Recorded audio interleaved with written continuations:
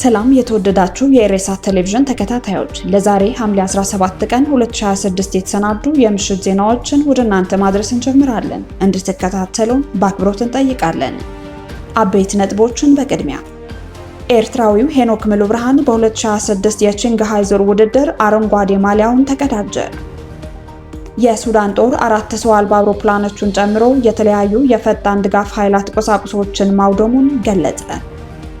ጅቡቲና የአውሮፓ ህብረት በቀይ ባህር ጉዳይ ስምምነት ላይ ደረሱ። የአፍሪካ ህብረት ተልዕኮ የጅቡቲ መከላከያ ሚኒስቴር በምስራቅ አፍሪካ ቀንድ ሰላምና ጸጥታ ላይ የነበራቸውን ሚና አደነቀ። የዲሞክራቲክ ሪፐብሊክ ኮንጎና የሩዋንዳ ተወካዮች ተገናኙ።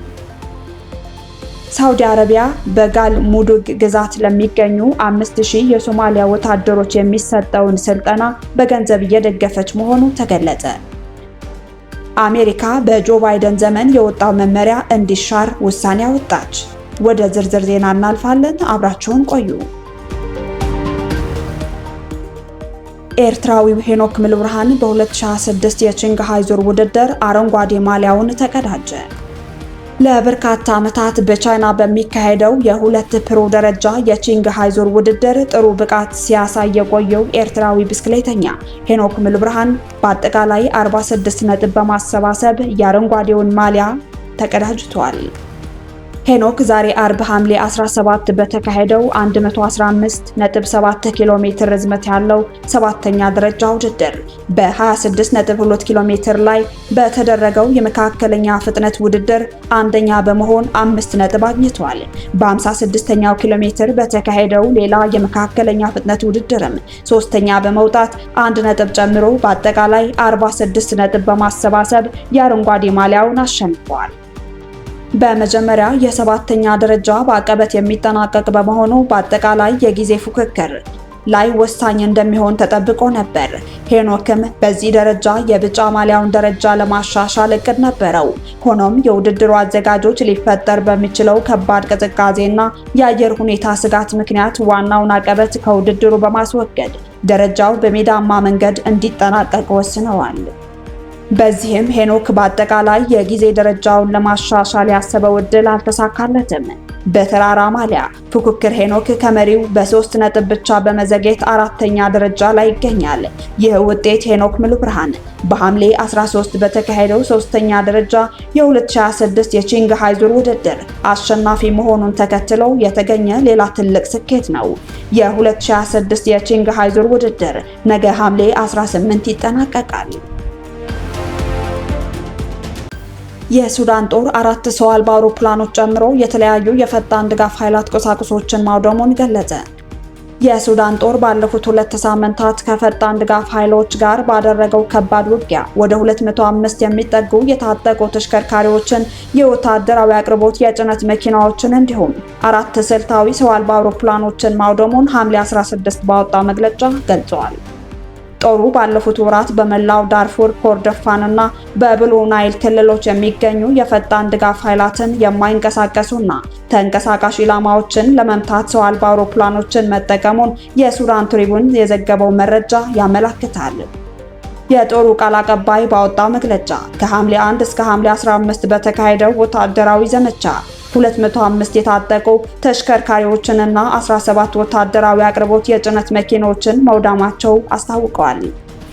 በተጨማሪም ጦሩ 21 የታጠቁ ተሽከርካሪዎችን በቁጥጥር ስር መዋሉንና 4 ስልታዊ የኤፍኤች-95 ሰው አልባ አውሮፕላኖችን በተለያዩ ግንባሮች መጣሉን ገልጸዋል። ጦሩ በዳርፉር 76 የታጠቁ ተሽከርካሪዎችንና 17 አቅርቦት መኪኖችን ማውደሙን እንዲሁም በቡድኑ ላይ ከባድ ጉዳት ማድረሱንም አስታውቋል። በደቡብ ኮርዶፋን ጦሩ 19 የጦር መኪኖችን ማውደሙንና በደርዘን የሚቆጠሩ የፈጣን ድጋፍ ኃይላት ተዋጊዎችን መግደሉን አክለው ገልጿል። በሰሜን ኮርዶፋን ግንባር ደግሞ 54 የጦር መኪናዎችን ማውደሙን፣ 3 ዘመናዊ የኤፍኤች-95 ሰው አልባ አውሮፕላኖችን መጣሉንና በደርዘን የሚቆጠሩ ተቃዋሚ ተዋጊዎችን መግደሉን ገልጿል። ቃል አቀባዩ ሌላ ተመሳሳይ ሞዴል ያላት ሰው አልባ አውሮፕላን በዋይት ናይል ክልል መምታቱን ገልጿል። በብሉ ናይል ክልል የሱዳን ጦር ከባድ ውጊያ ካደረገ በኋላ የኩርሙክ ከተማንና አካባቢዋን መልሶ መቆጣጠሩን አስታውቋል። በአካባቢው የነበረው ጦር 56 የጦር መኪናዎችን ማውደሙንና ሌሎች 21 መማረኩን እንዲሁም የጦር መሳሪያዎችንና ጥይቶችንና የኮሙኒኬሽን መገናኛ ማደናቀፊያ መሳሪያዎችን መማረካቸውን ገልጸዋል። የወታደራዊ መግለጫው የሀገሪቱ ሰላምና መረጋጋት እስከሚመለስ ድረስ በሁሉም ግንባሮች ዘመቻው እንደሚቀጥል አስታውቋል። ጅቡቲና የአውሮፓ ህብረት በቀይ ባህር ጉዳይ ስምምነት ላይ ደረሱ። ጅቡቲና የአውሮፓ ህብረት በቀይ ባህር ለሚገዝፉ መርከቦች የህብረቱ ባህር ኃይል ለሚያደርገው ጥበቃ ቁልፍ ጠቀሜታ አለው የተባለ ስምምነት ተፈራረሙ።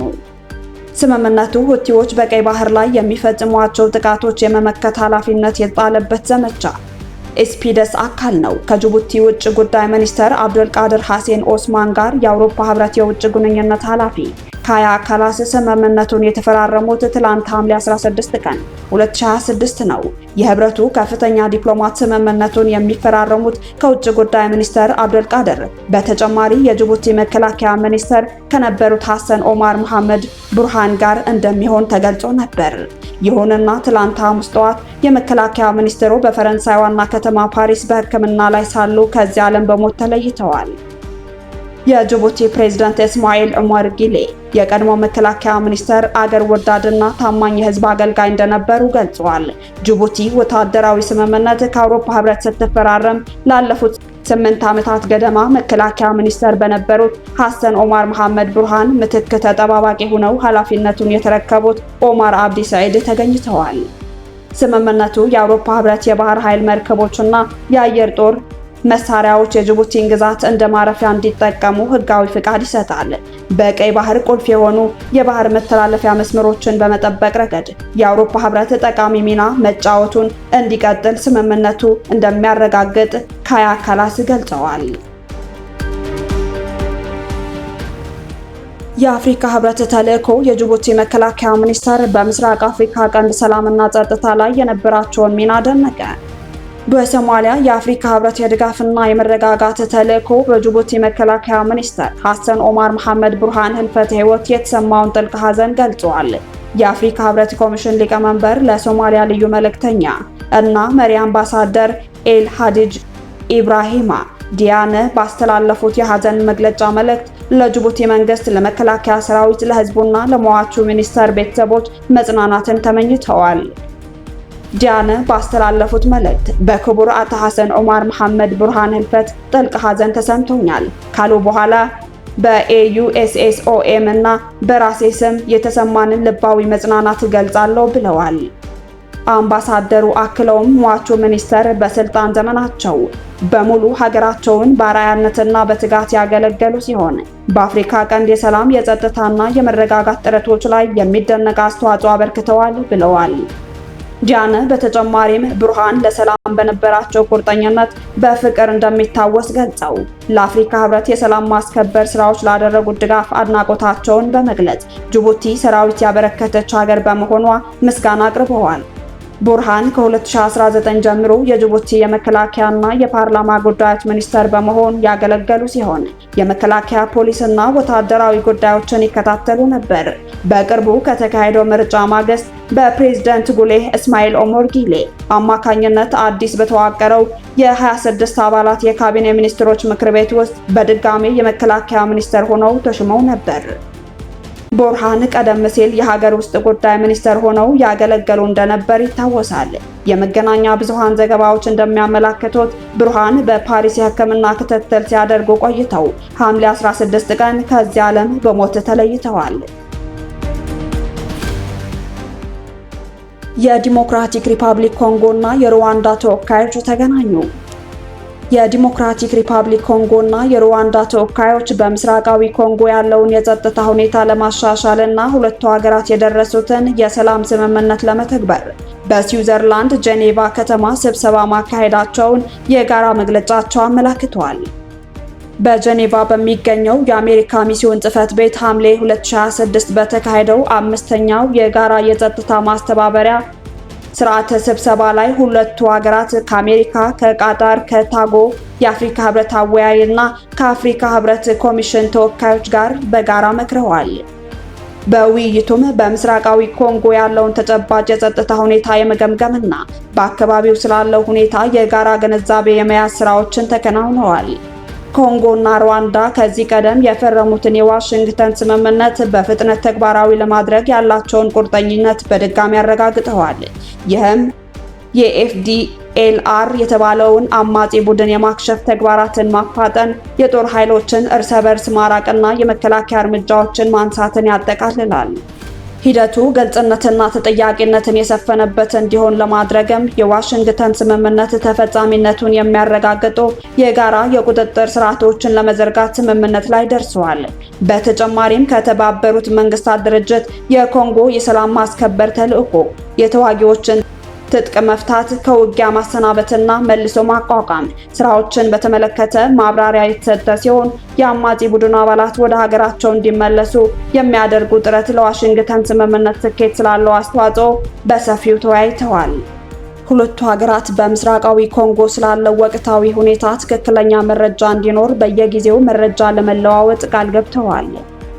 የዋሽንግተን ስምምነት በተላላቅ ሐይቆች አካባቢ ደህንነትና ብልጽግናን ለማምጣት ታሪካዊ ዕድል መሆኑን የገለጹት ተሳታፊዎቹ ለሂደቱ ስኬት አሜሪካ፣ ኳታር፣ አፍሪካ ህብረትና ቶጎ ላደረጉት ድጋፍ ምስጋና አቅርበዋል። ወገኖቹ የተመዘገቡት እቅዶችና የተገኙ ውጤቶችን ለመገምገም በሚቀጥሉት ሳምንታት በድጋሚ ለመሰብሰብ ተስማምተዋል። ሳውዲ አረቢያ በጋልሙዱግ ግዛት ለሚገኙ 5000 የሶማሊያ ወታደሮች የሚሰጠውን ስልጠና በገንዘብ እየደገፈች መሆኑ ተገለጸ። ሳውዲ አረቢያ ባለፉት የካቲት ወር ከሶማሊያ ጋር የተፈራረመችውን የመከላከያና ወታደራዊ ትብብር ስምምነት ተግባራዊ ማድረግ መጀመሯ የተነገረ ሲሆን በዚህም በሀገሪቱ ማዕከላዊ ክፍል በሚገኘው ጋልሙዱግ ግዛት ውስጥ ለሚገኙ ወደ 5000 ለሚጠጉ የሶማሊያ ወታደሮች የሚሰጠውን ስልጠና በገንዘብ እየደገፈች መሆኑን ሄራን ኦንላይን ዘግቧል። እንደ ዘገባው ከሆነ ወታደሮቹ በሳውዲ በሚደገፍ መርሃ ግብር ስር በሰሜናዊ ጋልሙዱግ በሚገኙ 2 ወታደራዊ ካምፖች ውስጥ ስልጠና እየወሰዱ ይገኛሉ። ይህ ስልጠና ከሮማኒያ፣ ከዩክሬን፣ ከደቡብ አፍሪካና ከኮሎምቢያ በመጡ የውጭ ሀገር አሰልጣኞች እየተሰጠ መሆኑን የተገለጸ ሲሆን የሳውዲ ወታደራዊ ባለስልጣናትም በቅርቡ በስልጠና ተቋማቱ በመገኘት የስልጠናውን ሂደት መገምገማቸው ተነግረዋል። ስለተጀመረው የስልጠና መርሃ ግብር የሶማሊያም ሆነ የሳውዲ አረቢያ መንግስታት እስካሁን የሰጡት ይፋዊ መግለጫ የለም። ይህ የተጀመረው ጥረት ሞቃዲሾና ሪያድ በወታደራዊ መስክ ያላቸውን ግንኙነት ለማጠናከር በዚህ ዓመት ከተፈራረሙት የመከላከያ ትብብር ስምምነት በኋላ የመጣ ቢሆንም ስለ ስምምነቱ ተግባራዊነት የሚገልጹ ዝርዝር ጉዳዮች ግን በይፋ አልተገለጹም ነበር። ድርጊቱን እውነት መሆኑ ከተረጋገጠ የባህረ ሰላጤው ሀገራት ተጽዕኖ ለመፍጠር በሚፎካከሩበት ሶማሊያ ውስጥ የሳውዲ አረቢያን የጸጥታ ተሳትፎ በከፍተኛ ሁኔታ እንደሚያሰፋው ይነገራል። የተባበሩት አረብ ኤሚሬትስ የፑንትላንድ የጸጥታ ኃይሎችን በገንዘብ በስልጠና እና በትጥቅ ረገድ ለረጅም ጊዜ ስትደግፍ የቆየች ቢሆንም የአቡዳቢና በሶማሊያ ፌዴራል መንግስት መካከል ያለው ግንኙነት ግን ከጸጥታና ከወደብ ስምምነቶች ጋር በተያያዙ ውዝግቦች ምክንያት በቅርብ ዓመታት ውስጥ እየሻከረ መጥቷል። ሄራን ኦንላይን እንደዘገበው የሳውዲ አረቢያ ተሳትፎ የተሰማው ሶማሊያ ብሔራዊ መከላከያ ሰራዊቷን መልሳ ለመገንባትና የውስጥ የጸጥታ አቋሟን ለማጠናከር ጥረት እያደረገች ባለችበት ወቅት ነው። አሜሪካ በጆ ባይደን ዘመን የወጣው መመሪያ እንዲሻር ውሳኔ አወጣች። የአሜሪካ የሀገር ውስጥ ደህንነት መስሪያ ቤት በፕሬዝዳንት ጆ ባይደን የስልጣን ዘመን በ2022 የወጣውን በመንግስት ላይ ጥገኛ መሆን የሚለውን የኢሚግሬሽን መመሪያ የሚሽር የመጨረሻ ውሳኔ ማውጣቱን አስታወቀ። ይህ እርምጃ የሀገሪቱ የኢሚግሬሽን ሕግ ወደ አሜሪካ የሚመጡ የውጭ ዜጎች በራሳቸው የሚተማመኑና በግብር ከፋዩ ሕዝብ ገንዘብ በሚሸፈኑ የመንግስት ድጎማዎች ላይ ጥገኛ እንዳይሆኑ ከሚያዘው የኮንግረሱ ቀጥተኛ ፍላጎት ጋር ይበልጥ እንዲጣጣም ለማድረግ ያለመ መሆኑ ተገልጿል። በሀገሪቱ የኢሚግሬሽን እና ዜግነት ሕግ መሰረት ለማንኛውም አይነት ቪዛ ወደ ሀገር ውስጥ ለመግባት ወይም የነዋሪነት ደረጃን ለማስተካከል የሚያመለክት ማንኛውም ሰው በማንኛውም ጊዜ በመንግስት ላይ ሸክም ወይም ጥገኛ ሊሆን ይችላል ተብሎ ከተገመተ ወደ ሀገሪቱ እንዳይገባ የመከልከል መብት አለ። አሁን የተሰረዘው የባይደን ዘመን ደንብ መስሪያ ቤቱ ሊመረምራቸው የሚችላቸውን የጥቅማ ጥቅሞች አይነቶች በመገደብ የኢሚግሬሽን ኦፊሰሮች በኮንግረሱ በተቀመጠው መሰረት ሁሉንም ተዛማጅ ሁኔታዎችን በጥልቀት እንዳይመለከቱ አግዶ የነበረ መሆኑ ተጠቅሷል።